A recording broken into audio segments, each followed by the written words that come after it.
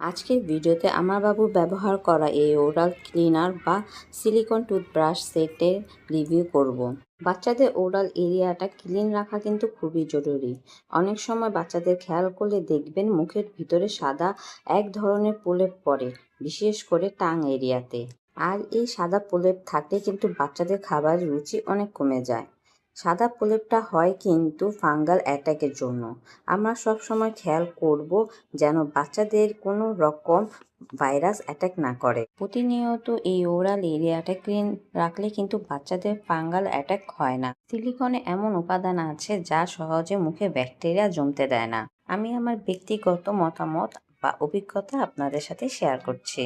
আর এই ব্রাশ এটা খুবই রিজনেবল প্রাইসে পাওয়া যায়। ওরাল এরিয়া ক্লিন রাখার জন্য আমি এই সিলিকন টুথব্রাশ সেটটা ব্যবহার করে থাকি। আমার কাছে এটা খুবই ভালো লেগেছে, কারণ বাচ্চারা যখন ক্লিন করতে যায় তখন যদি ভুলে কামড়ও দিয়ে দেয়, এতে কিন্তু বাচ্চারা কোনো প্রকার ব্যথা পাবে না।